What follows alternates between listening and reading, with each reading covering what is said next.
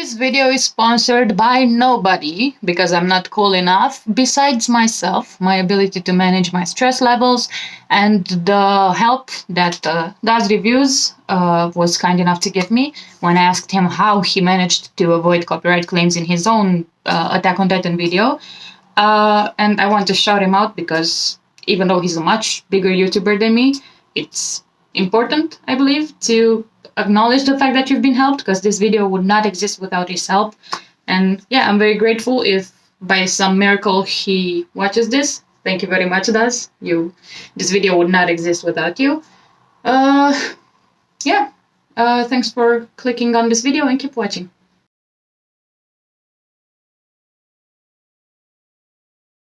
Beware of spoilers in this video, pertaining mostly to the live-action movie, but also some to the anime and manga. Viewer discretion is advised. 2013. The birth year of Vine, Dosh, the Harlem Shake dance, to name a few.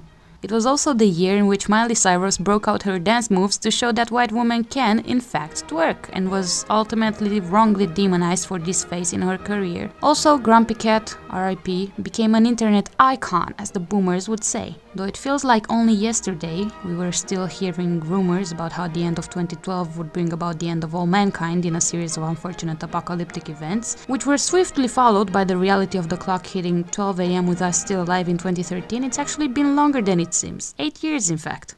God damn, I feel old as hell right about now.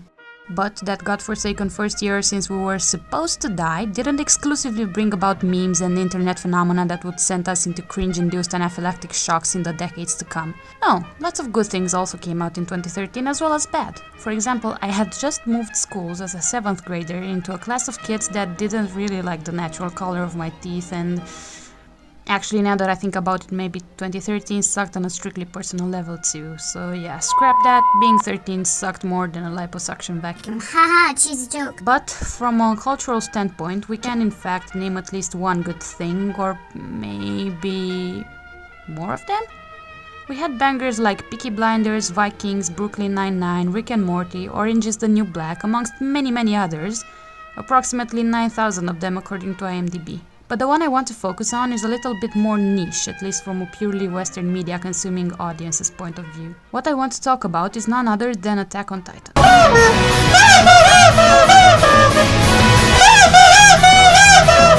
The show rose to popularity surprisingly quickly, especially considering the overwhelming tendency of that time to associate anime watchers with introverted losers who would die virgins. When we talk about AOT, there's some mighty murky waters we must traverse, because despite the show's incredible storytelling, outstanding musical score and animation, and its rich world and characters, its popularity rapidly outgrew a strictly weeb fanbase and entered the territory of conspiracy theories and white nationalists and their sympathizers. AOT is infamous for being seen as both a piece of media condemning war and the oppression of life, but also a shining star of Nazi propaganda, as 4chan users would like to see it. See it however you like, but I am going to look at you weird if you truly believe AOT is the most red-pilled shows I have seen in a long time. Though I disagree with this reading of the story, considering the author of the series, Hajime Isayama, has neither confirmed nor denied any end of the radically politic spectrum, I might be able to squint my eyes enough to see how some would interpret it this way. Luckily for both you and me, that is not the can of worms that we'll be opening today. Now, we're diving straight into Ebola-infested waters, no swimsuit or hair cap. On this Insert time of day. we're going to be adding even more manure to the pile by discussing the lesser-known and infinitely worse live-action movie that came out in 2015 following the story of AOT.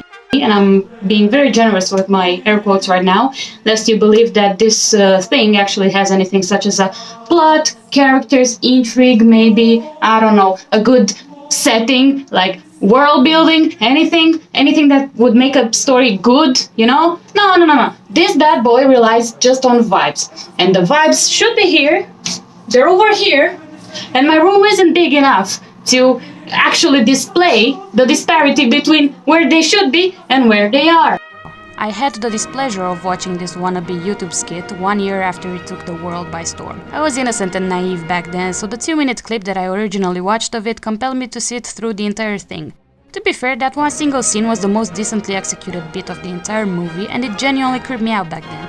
maybe, just maybe, those 10 atmospheric seconds could translate into a feature-length experience that would satisfy my need to just see more AOT. Sure, the CGI wasn't the best, but I'd seen worse, so how bad can it actually be? It's bad. It's an affront to everything that we as a species hold dear. Fortunately, the second time I got around to watch it, I was with my boyfriend, so seeing him get traumatized as well alleviated some of the pain. I didn't have the heart to record his initial reactions, so I may occasionally include some clips of our reactions to the sequel, such as this one. Leck, mich, Arsch. Quick break, I'm cutting into the video pretty early, admittedly, because I want to acknowledge the fact that Haruma Miura, the main actor in this movie, the one playing Aaron, sadly passed away in 2020 due to his depression, I'm guessing. And I didn't want to finish the video without mentioning that, because I don't want this video to come off as a criticism towards him specifically, you know. I criticize the movie as a whole, but I feel like it could be interpreted as a criticism towards him. His death is obviously a tragedy like any other death, and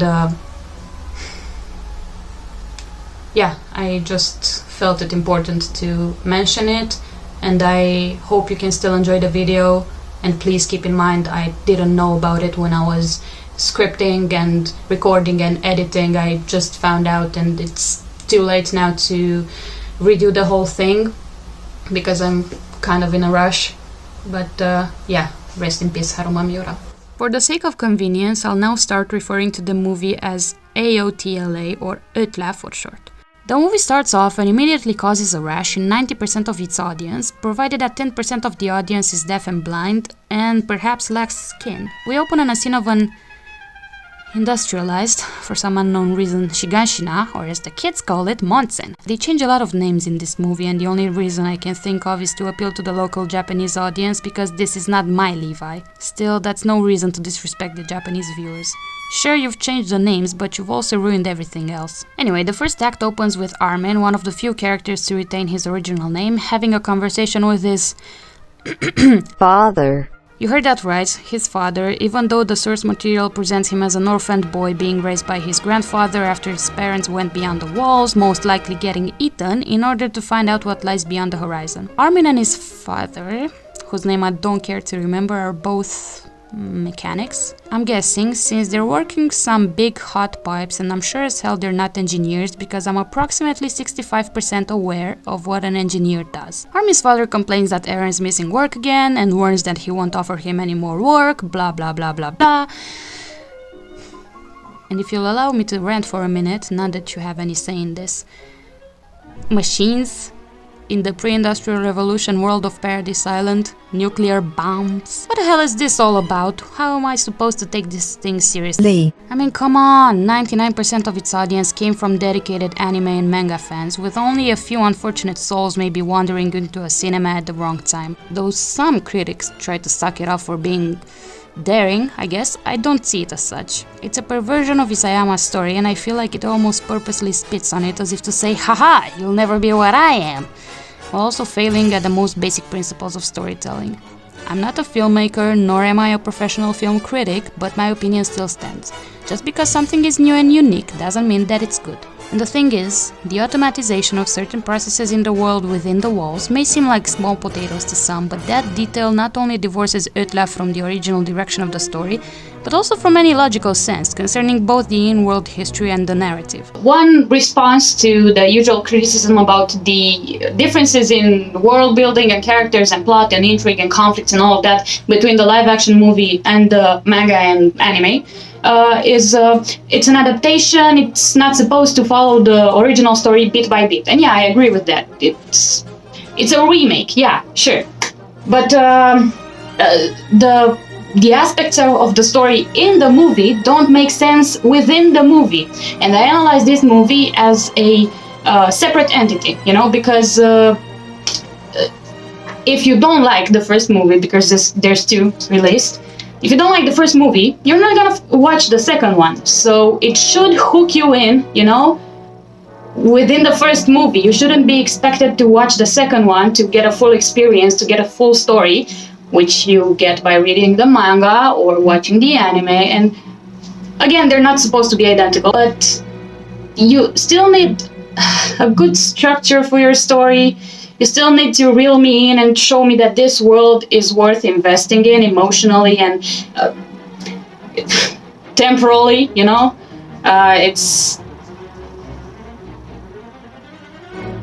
I'm out of words in English for my thoughts. In a manner as chaotic as the movie itself, I'll now resume with Utla's synopsis.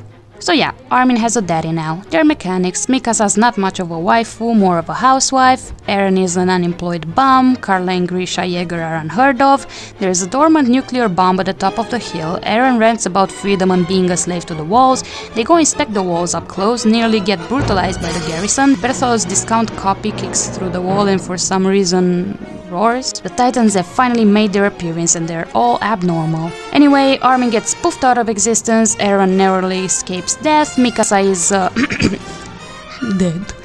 But I think you're well aware that she's not actually dead. Time skip. The Scouting Legion has been formed, Hanji is no longer an eccentric military genius but a clumsy manic pixie dumbass, all the rest of the recognizable characters are straight up butchered by a way of nail clippers and they set out on a mission to retake Monson. Got all that? They have cars all of a sudden and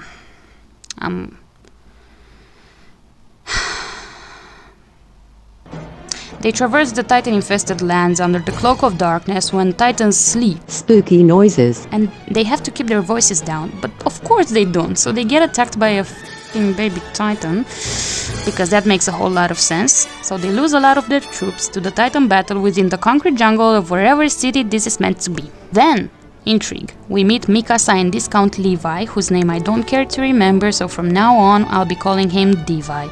They swoop in to save the others, so they regroup in an abandoned, presumably destroyed building that for some reason still has walls. Jean gets his ass handed to him, Eren and Mikasa reunite, Devi cocks Eren, all that good stuff. Afterwards, this way too horny for their own good couple decides to do the hanky-spanky right next to Eren and this girl named Kiana. And this bitch, yeah, this one, the welfare mother, decides to attempt to naughty word Eren and gets her immediate comeuppance by getting devoured by a Titan. Blah blah blah, they fight some more Titans. Devi is useful only for delivering one-liners from the top of a seemingly invulnerable building instead of, you know, saving his compatriot soldiers. Mikasa does feck all this entire time, Armin gets saved by Eren in a scene mirroring the one in the anime, and Utla commits the ultimate sin of also ruining Eren's Titan form. Look at this. His hair, whack. His gear, whack. His jewelry, whack. His footsteps, whack. Also, they didn't need to try this hard to disgust me by displaying the scene of a Titan acting like a food-poisoned ball with legs in order for me to know that Eren is finally coming out. Eren really said LGBTQ+ rights. Like, dude, look at this movie. Does this not make you feel like you're greasy already? Stop with this shenanigans, the anime did it better. Giga Chad Eren tries to kill Mikasa in a scene mirroring the source material. They take meaningful, thematically powerful scenes from the original and parody them to fit the movie. Like, just watch what they do to explain Mikasa wearing Eren's red scarf. Instead of him giving it to her when his father offers her a home after Eren saved her life following the murder of her parents, we get a gust of wind, making this little princess cold and prompting White Knight Jaeger to give her the scarf. Instead of the colossal titan just puffing into existence and sowing terror into the hearts of Shiganshina citizens and just straight up brutalizing Wall Maria without having to roar like a 2005 emo kid on MySpace, we get this MS Paint tier CGI puppet looking down at the district like a crazed magpie coming upon a shiny rock, screeching with the voice of a maniacal chainsmoker. Hashtag not my Berthold, hashtag I don't love you in dinosaur. Another mirrored scene that personally breaks my heart because I just love it so much in the original is Dinah Fritz's Titan appearance. Sure, the movie doesn't even suggest that Marley exists in this dark timeline, so maybe it's incorrect to call it Dinah, but the smiling Titan nonetheless was f***ing terrifying in AOT. Seeing it in a scene where Mikasa kinda sorta fakes her own death instead of the way that it kills Eren's mother after she had pretended to be unable to walk for the sake of Eren and Mikasa's escape, while the tragically beautiful Fogelin Kefik plays in the background, reaching a conclusion with the image of Carla's blood spilling from the sky. It's painful. I'll say it once, and maybe twice, who knows, maybe thrice. bastardizing the meaning of a scene just for spectacle is a terrible way to sell your story as anything but bottom-of-the-barrel attempts at creating art. Anyway, getting back on track, like an overturned train. This doctor, yeah, this one, who's meant to be a cheap imitation of both Hannes and Grisha, somehow knows this titan is Aaron, tells Mikasa to cut him out of there, again, somehow, knowing that his cells would otherwise fuse with his titan form, and the movie ends with a shitty see-through title card of the anime. And while I would love to continue being an unrelenting asshole about this movie, nobody would like the video if I were to do so. Here are some things that could be considered enjoyable about Utla if only they were viewed as separate elements instead of wheels in a larger system / story / machine. The music in this scene absolutely slaps, though it does pull some of its punches compared to the masterpiece that is XL-TT, but I'll take it. The CGI is mostly decent here, and I feel like the actors playing the Titans had the time of their lives when they were shooting their scenes. The church scene, wherein Mikasa and Eren get separated when Mikasa dies, is also okay, reaching a climax after Eren exits the building, thinking his wife is dead, therefore saving his life because, uh-oh, the Titans rip the roof of the church and begin eating people inside it. Oh my lord, that's a lot of blood. That looks cool. And despite me trying to be positive, the exact opposite of what I usually try to be in life, the movie still doesn't deserve the credit that it gets. And just a few final thoughts that I have stated in the video before, but I wanted to emphasize them again. I have them written down here. When I scripted the video, I had only watched the first movie. As I said, I watched it originally when it came out, and then I rewatched it recently before scripting the video. The script was already done when I watched the second one, and some of my criticisms towards the first movie get alleviated with the second movie. Like, they explain some of my questions, some of my annoyances with the first movie. But I'm not gonna remake the whole video. One, because my laptop will start like rising through the orbit if I try to remake it. It's gonna explode. And second, as I said before, yeah, there's two movies released in the same year. But considering it's an adaptation, and it's a very controversial one, you need to make sure that your first movie captures your audience's attention, you know? You can't just rely on the second movie to come and answer your plot holes and the questions that you raised in the first movie. So I think my review is still valid in the sense that it analyzes the experience of only watching the first movie and not initially giving the second one a chance, because I only watched it to see what the hell could happen, you know? Therefore, not being captivated by the first movie hurts the second one, because you're not gonna get the answers from the second movie if you don't like the first one enough to sit through the sequel, you know? It hurts itself. And that being said, I don't want my review to come off as any sort of personal attack towards the people who worked on the movie. Like, there's a time and a place to separate the art from the artist, and this is one of them. By criticizing art, you're not necessarily attacking the artist, you know? So I don't want this video to come off as an attack towards the producers, the actors, the whole team who worked on it, you know? At the end of the day, they put a lot of effort towards these two movies, and I'm sure they were passionate about it, and they actually were interested in making a good piece of media, a good work of art, you know? The fact that I don't like it and many others don't like it doesn't represent their quality of character. And this is one thing that also bothered me about the reviews that I found online.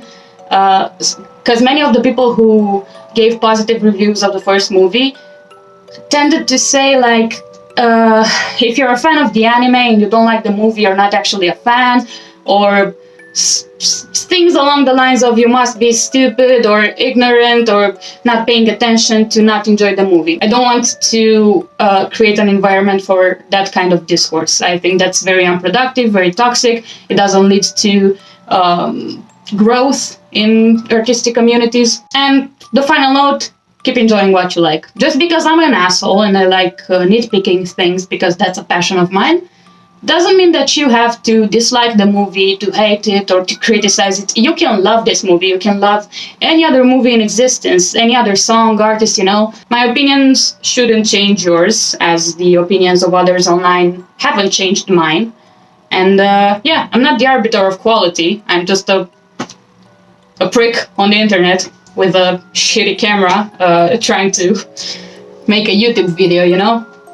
Keep watching what you like, keep liking what you like. Don't let pricks like me discourage you from liking your passions. Have a great day. Actually, the most important thing that you can do besides, you know, ignoring my stupid opinions and forming yours is to like, comment, and subscribe, because as you may know, it helps out a lot, especially since I'm just starting my YouTube journey. We can ignore these old videos, irrelevant stuff. And I need help getting into the algorithm. And I'm trying to use this YouTube channel as sort of a...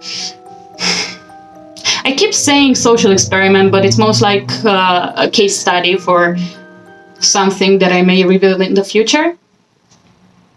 Yeah, I don't know what else to say. Thanks for watching.